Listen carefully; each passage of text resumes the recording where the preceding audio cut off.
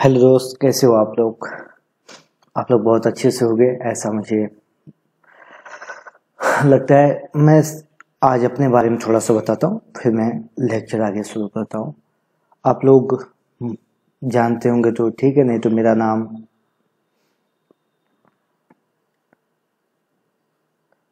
नाम राजन मिश्रा है। मैं डीआरडीओ का लैब है मुंबई, NMRL डीआरडीओ, वहाँ पर मैं JRF, उसके बाद SRF रिक्रूट हुआ था और मेरा CSIR नेट में ऑल इंडिया 34 रैंक, और मुंबई यूनिवर्सिटी में डॉक्टरेट स्टूडेंट भी रहा। ये मेरे बारे में इंट्रोडक्शन रहा। मैं मोर देन 5 इयर्स मेरा टीचिंग एक्सपीरियंस है। ढेर सारे ऐसे बंदे रहे हैं, आई थिंक 20 के आसपास, जिनको मैंने ट्रेंड किया है कैसे टीचिंग किया जाता है, और आज हम आप लोगों के बीच आए हैं। आज का हमारा जो टॉपिक है, हमारा आज का टॉपिक है chemical property of nitrogen family. ठीक है, तो आज हम नाइट्रोजन फैमिली के केमिकल प्रॉपर्टीज के बारे में देखेंगे। फिजिकल प्रॉपर्टी जैसा आप जानते होंगे, नाइट्रोजन फैमिली में हमने आपको बताया होगा एक्सेप्ट नाइट्रोजन ऑल नाइट्रोजन क्या होता है, नॉटी बॉय होता है। एक क्या होगा, नॉटी बॉय हमेशा घूमते फिरते रहेंगे गैसेस फॉर्म में।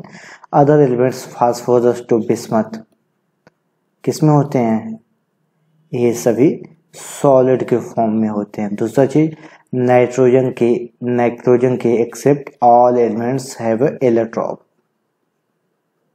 आपको मालूम होना चाहिए सबके पास इलेक्ट्रॉन्स होते हैं।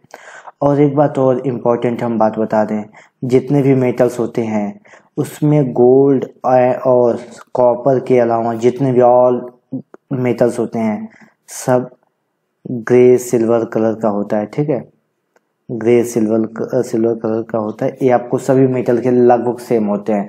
दो एलिमेंट्स ऐसे होते हैं, कॉपर और गोल्ड ऐसे होते हैं जिसमें ग्रे सिल्वर कलर नहीं होता है। इसके अलावा जितने मेटल्स होते हैं टोटल पीरियोडिक टेबल में 93 to 95 एलिमेंट जो होते हैं वो मेटल्स होते हैं, और 11 जो होते हैं वो गैस के फॉर्म में होते हैं। 7 मेटल आयंस होते हैं।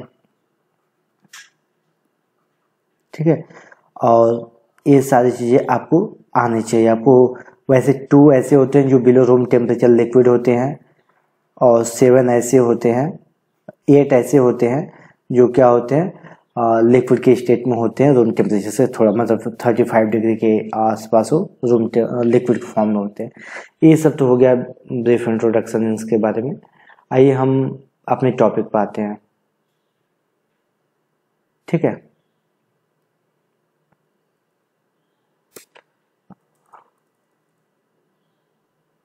हम अपने टॉपिक पर आते हैं। इसके बारे में आपको डिस्कस करते हैं chemical property of nitrogen family elements. सबसे पहले हम इसका रिएक्शन देखेंगे, रिएक्शन विद हाइड्रोजन।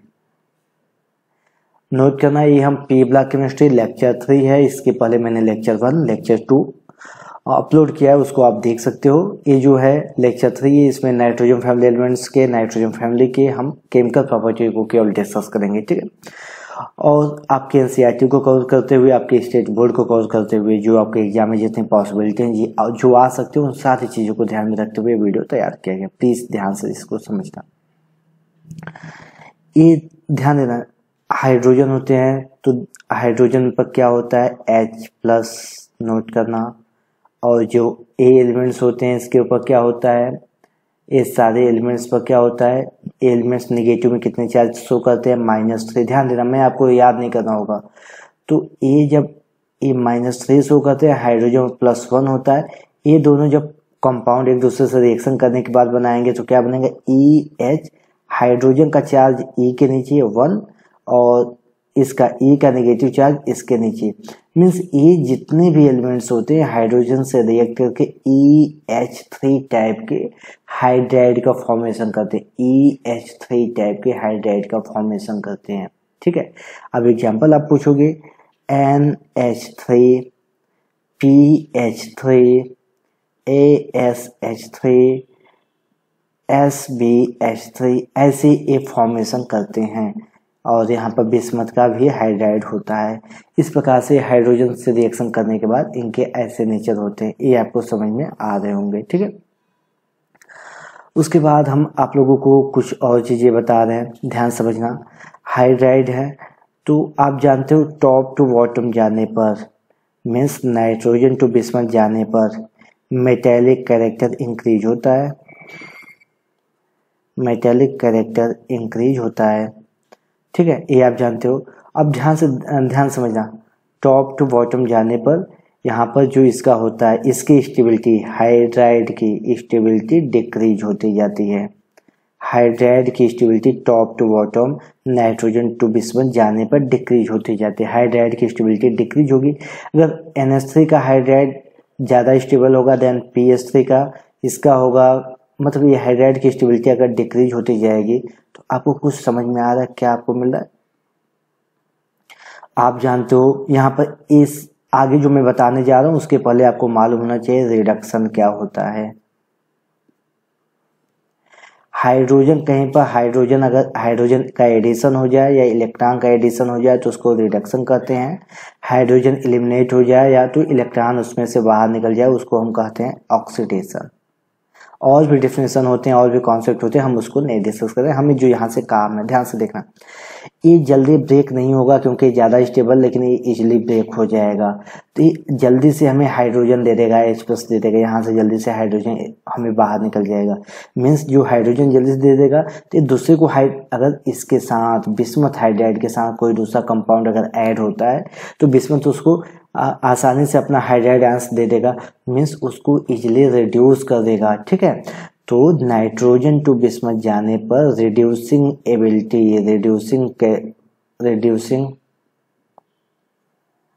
एबिलिटी या कैपेसिटी या टेंडेंसी इनकी क्या होती है, एबिलिटी इनकी इंक्रीज होती जाती है from top to bottom. Means nitrogen group family में सबसे ज़्यादा हाईली रिड्यूसिंग एजेंट कौन सा होगा, बिस्मथ हाइड्राइड, फिर SbH3, फिर इनका और जो NH3 होता है ये भी रिड्यूसिंग एजेंट होता है। नोट करना, ये भी रिड्यूसिंग एजेंट होता है, लेकिन NH3 क्या होता है, माइल्ड रिड्यूसिंग एजेंट होता है। क्या होता है, mild reducing agent. Wow, reducing agent होता है NH3। ये चीजें आपको समझ में आ गई। ठीक है, ठीक है, अगर इतना आपको समझ में आ गया तो हम आगे जा सकते हैं। ठीक है, यहाँ से आपसे अब एक चीज और, हम यहाँ पर मेल्टिंग पॉइंट, बॉइलिंग पॉइंट को भी यहाँ पर समझ लेते हैं। ठीक है, अगर हम यहाँ पे इसके मेल्टिंग पॉइंट को समझते हैं तो ध्यान से समझना। यहाँ पे नाइट्रोजन, आप जानते हो हाइड्रोजन बॉन्डिंग कौन बनाता है, हाइड्रोजन बॉन्डिंग कौन बनाता है, दुनिया का सबसे most electronegative atom, fluorine, oxygen and hydrogen. Some cases में क्लोरीन भी होता है। ये अगर हाइड्रोजन से अटैच है तो उस केस में हाइड्रोजन बॉन्डिंग की पॉसिबिलिटी होती है। अब देखो NH3 में क्या है, अगर NH3 आप देखो तो NH3 में नाइट्रोजन है, मीन्स ए हाइड्रोजन बॉन्डिंग बनाएगा, ए हाइड्रोजन बॉन्डिंग बनाएगा। ठीक है, अब ध्यान से देखना, ग्रुप में ये जो हाइड्राइड है top to nitrogen to bismuth जाने पर इनकी मेल्टिंग बॉइलिंग पॉइंट तो इंक्रीज होगा, लेकिन NH3 की जो मेल्टिंग पॉइंट होगी, जो बॉइलिंग पॉइंट होगा वो PH3 से ज़्यादा होगा। क्यों होगा, ड्यू टू हाइड्रोजन बॉन्डिंग। ये इंपॉर्टेंट पॉइंट है, ये नोट कर लेना। ठीक है, ये इतना आपको समझ में आना चाहिए। ठीक है, ये मुझे लगता है कि आपको समझ में आ रहा होगा। अब मैं यहाँ पर इसको पूरा एलिमिनेट कर रहा हूँ, मुझे लग रहा है कि आपको समझ में आ गए होंगे। ठीक है,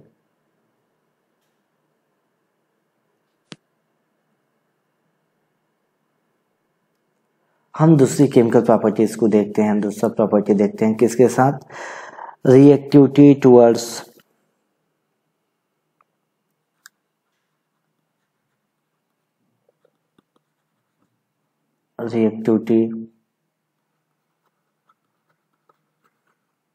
ऑक्सीजन। अब ध्यान से बहुत इंपॉर्टेंट, आपको यहाँ याद ही नहीं करना है, आपको बहुत अच्छे समझ जाओगे। नाइट्रोजन फैमिली का ऑक्सीजन के ऊपर हमेशा 2 नेगेटिव चार्ज होता है। फ्लोरीन का केस छोड़कर, फ्लोरीन के केस में इसके ऊपर पॉजिटिव चार्ज होगा, वैसे अदर केसेस में नाइट्रोजन के ऊपर हमेशा 2 नेगेटिव चार्ज होगा। तो ये जितने फैमिली एलिमेंट्स होते हैं तो नाइट्रोजन के मतलब इसके प्रेजेंस में क्या +3 ऑक्सीडेशन स्टेट शो करेंगे या तो +5 ऑक्सीडेशन स्टेट शो करेंगे। ठीक है, मैं यहाँ +5 नाइट्रोजन केस की बात नहीं कर रहा हूँ, बाकी phosphorus, arsenic, Sb and bismuth, तो नाइट्रोजन के एक्सेप्ट बाकी सभी +3 और +5 दोनों शो करेंगे। अब ध्यान देना, इसके हमें क्या क्या बनेंगे प्रोडक्ट हमें याद नहीं करना है, बस समझना है। मान लो एलिमेंट्स +3 शो करते हैं और +5 शो करते हैं, ऑक्सीजन हमेशा -2 शो करेगा।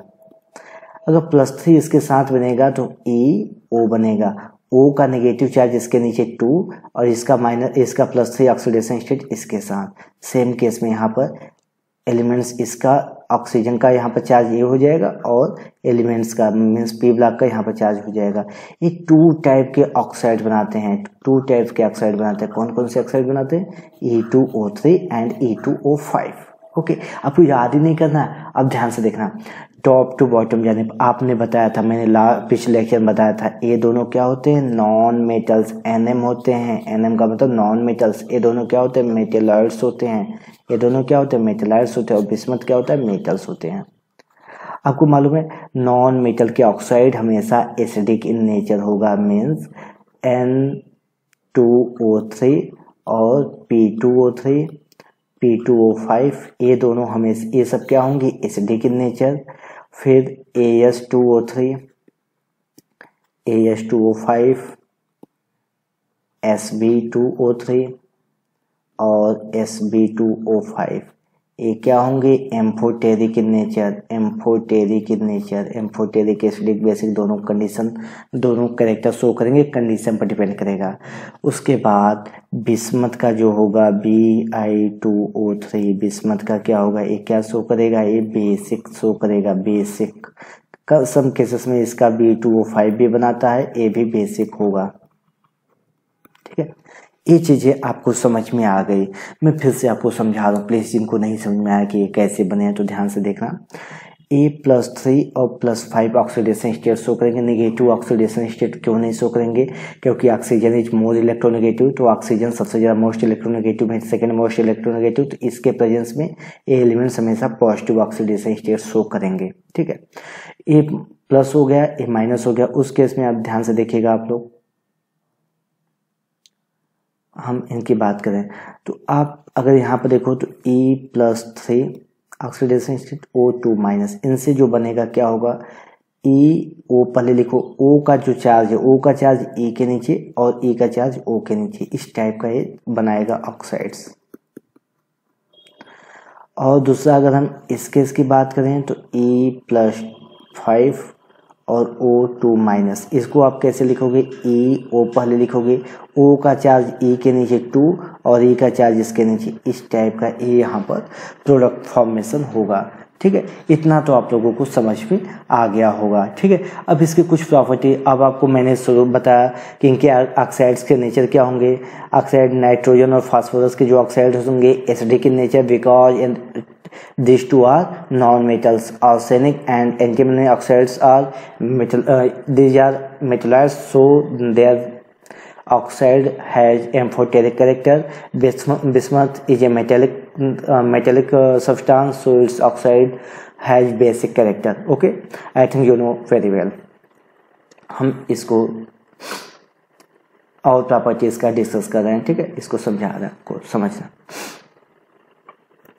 अब आप बताओ E2O3 एंड E2O5, आपको ऐसे कंपैरिजन बता देगा। बताओ विच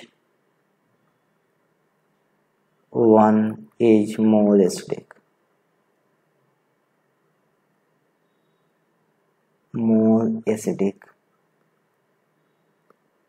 कौन सा ज्यादा एसिडिक होगा? तो आप देखो E2O5 पर E पर +3 ऑक्सीडेशन स्टेट और इस पर +5 ऑक्सीडेशन स्टेट। आप जानते हो ऑक्सीडेशन स्टेट इंक्रीज करने पर एसिडिक कैरेक्टर इंक्रीज होता है, एसिडिक कैरेक्टर इंक्रीज होता है। ठीक है, मीन्स E2O5 टाइप के जो होंगे, E2O5 टाइप के ऑक्साइड्स होंगे, उनकी एसिडिक कैरेक्टर ज़्यादा होंगी। अब देखो जो कुछ ऐसे स्टूडेंट होंगे जिनको ये नहीं समझ में आया, तो अब तो समझिए ऐसा क्यों होता है, मैं आपको बता दूँ एक्सप्लेनेशन, प्लीज एक्सप्लेनेशन इसका, ठीक है। अब आपने बताया कि इलेक्ट्रॉन बाहर जाएगा, ठीक है, इलेक्ट्रॉन एलिमेंट बाहर जा रहा है तो उससे क्या होगा, एसिडिटी बढ़ती है, ऐसा आपने इसके डेफिनेशन में बताया। फिर देखो E2O3 में E पर +3 और E2O5 में E पर +5 ऑक्सीडेशन स्टेट, इससे 3 इलेक्ट्रॉन बाहर गए हैं, इससे टोटल 5 इलेक्ट्रॉन्स बाहर गए हैं, ठीक है।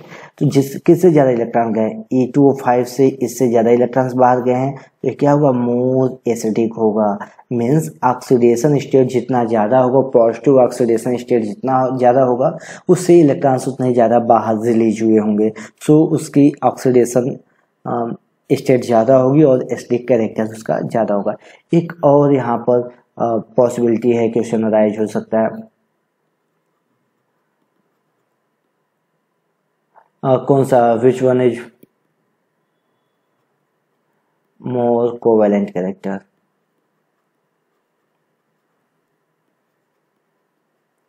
किसके पास कोवेलेंट कैरेक्टर ज़्यादा होगा, ठीक है।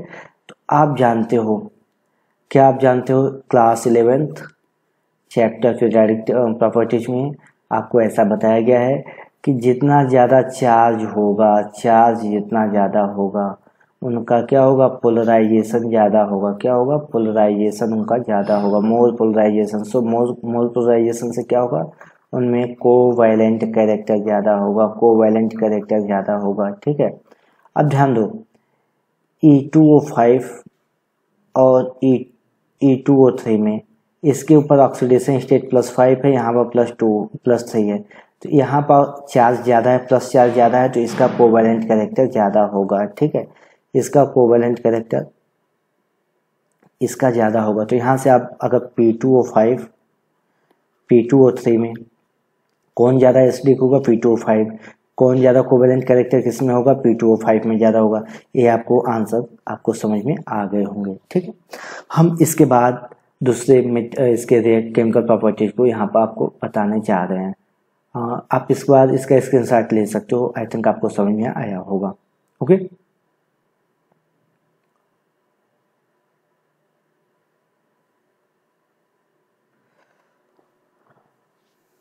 हम ये आपको डिस्कस करने के बाद, ये आपको बताने के बाद हम आपको बताने जा रहे हैं इसका हैलोजन से, ठीक है, रिएक्शन विद हैलोजन्स।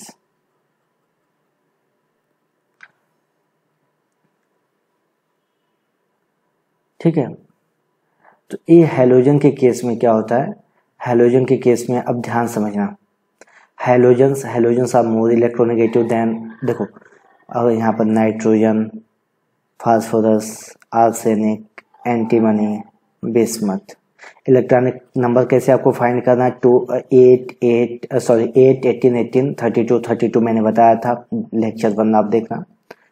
अब फिर हम यहाँ पर इनके प्रॉपर्टीज के बारे में बता रहे हैं हैलोजन के साथ, इनके कंपेरिजन, नाइट्रोजन फैमिली कंपेरिजन में हैलोजन के क्या होंगे, फ्लोरीन, क्लोरीन, ब्रोमीन, आयोडीन, ये क्या होंगे, मोर इलेक्ट्रोनेगेटिव होंगे। तो ये नेगेटिव शो करेंगे और ये पॉजिटिव ऑक्सीडेशन स्टेट +3 और +5 शो करेंगे, बस इतना आप लोग ध्यान रखना, ये +3 और +5 शो करेंगे। अब ध्यान दो, इसके एलिमेंट्स मान लो +3 शो करते हैं और +5 शो करते हैं, हैलोजन को एक्स दिखाते हैं, हैलोजन हमेशा नेगेटिव 1 शो करेगा। तो अगर +3 ऑक्सीडेशन स्टेट में इसके साथ रिएक्शन करता है तो क्या बनेगा, अब ध्यान समझना, मैं कलर चेंज कर देता हूँ आपको अच्छा लगेगा। एक्स का चार्ज 1 लिखिए, चाहे मत लिखिए, इसका 3, तो ये क्या बनेगा, EX3 टाइप के हाईलाइट बनाएंगे। यहाँ पर इसके साथ अगर आप करोगे तो क्या बनाएंगे, एक्स का चार्ज लिखो चाहे मत लिखो, और E का 5, तो ये 2 टाइप्स के हाईलाइट बनाएंगे, EX3 EX5। Example NF3 PCl3 ASBr3 एक ऐसे बनाएंगे PCl5 ASF5 ऐसे बनाएंगे, ठीक है। अब ध्यान देना, मैंने आपको बताया था NF3 तो एग्जिस्ट करेगा लेकिन NF5 एग्जिस्ट नहीं करेगा, बिकॉज नाइट्रोजन के पास 5d ऑर्बिटल्स नहीं है, 5 ऑर्बिटल्स नहीं है, ओनली 4 ऑर्बिटल्स हैं, ठीक है। तो इसका आंसर आप बताओगे due to unavailability of d orbitals in outer most shell of nitrogen, ठीक। इसकी वजह से NF5 नहीं बनाएगा। और मैंने आपको ये भी बताया था कि NCl5 नहीं बनेगा, NCl3 नहीं बनाएगा, NF3 बनाएगा लेकिन NCl3 का फॉर्मेशन नहीं होगा due to steric hindrance and electronic repulsion between chlorine atoms, ठीक है। ऐसा होगा, क्लोरीन एटम अगर नाइट्रोजन से अटैच होगा तो उनके बीच स्टेरिक हिंड्रेंस और इलेक्ट्रॉनिक रिपल्सन इतना ज़्यादा हो जाएगा कि वो स्टेबल नहीं हो पाएगा। तो ये इंपॉर्टेंट, मैंने लास्ट लेक्चर में इसको डिस्कस किया तो हम यहाँ इसको नहीं बताने जा रहे हैं। ये हो गया। अब यहाँ से दो क्या पॉसिबिलिटी है, आपसे पूछा जाएगा PCl3 और PCl5 में which has more covalent character, तो you know more oxidation state, जितना ज़्यादा ऑक्सीडेशन स्टेट होगा उतना ज़्यादा पोलराइजेबिलिटी होगा, उतना ज़्यादा पोलराइजेबिलिटी होगा, सो क्या होगा, हैज मोर कोवेलेंट कैरेक्टर, ठीक है। अब आप ये आपको समझ में आ गया। फिर एक ध्यान से देखना, अभी मैंने यहाँ बिस्मथ के लिए क्या बताया था, bismuth is metallic in nature, bismuth है ये मेटेलिक कैरेक्टर, ठीक है, मेटेलिक कैरेक्टर इसके पास होता है। फिर क्या होगा, अगर बिस्मथ मेटेलिक कैरेक्टर इसके पास होगा +3 शो करेगा, F के ऊपर क्या होता है -1 चार्ज होता है, तो जो BiF3 बनता है एक कोवेलेंट कैरेक्टर ना होके आयनिक होता, इसका जो बॉन्ड होता है वो आयनिक बॉन्ड होता है, और जो इस सॉल्ट का फॉर्मेशन होता है आयनिक सॉल्ट होता है, ठीक है, आयनिक कंपाउंड बनता है। ये आपको इतना समझ में आना चाहिए। आई थिंक आपको तो ये समझ में आ गया होगा, ठीक है। तो यहाँ पर दो इम्पोर्टेंट बातें हैं जो आपको समझना है। पहला ये समझना है कि BiF3 जो होता है वो आयनिक कंपाउंड बनाता है, इसके बॉन्ड के नेचर आयनिक होते हैं, accept BiF3 all try halide है जो कोवेलेंट कैरेक्टर एक्सेप्ट BiF3। दूसरा, आपको पोलराइजेबिलिटी का कॉन्सेप्ट याद होना चाहिए, किसके पास, मीन्स PCl5 +5 ऑक्सीडेशन स्टेट में जब नाइट्रोजन फैमिली एलिमेंट्स होंगे तो इनकी पोलराइजेबिलिटी ज़्यादा होगी और कोवेलेंट कैरेक्टर भी ज़्यादा होगा। आपको इतना समझ में आ गया है, ठीक है। अब मैं आपको यहाँ पर इसके मेटेलिक प्रॉपर्टी, मेटल्स से रिएक्शन को समझा रहा हूँ, और ये आपका आज का chemical reaction chapter.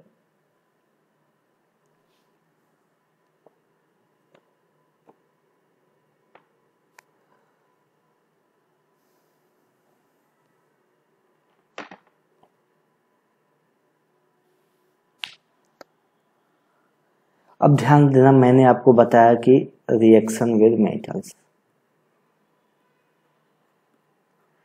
Metals are electropositive, तो नाइट्रोजन फैमिली के जितने एलिमेंट्स होंगे, नाइट्रोजन फैमिली के एलिमेंट्स सब क्या शो करेंगे, -3 ऑक्सीडेशन स्टेट शो करेंगे। ध्यान से देना, कैल्शियम पर +2 चार्ज होता है, नाइट्रोजन फैमिली के एलिमेंट्स -3 चार्ज करेंगे तो क्या बनेगा, CaE। तो Ca का चार्ज इसके नीचे, E का चार्ज इसके नीचे हो जाएगा, तो इस प्रकार से बनेगा कैल्शियम। अब देखो, हम कैल्शियम फ्लोराइड से बन सकता है। फिर इसी प्रकार से आप, सॉरी यहाँ पर कैल्शियम फ्लोराइड नहीं होगा,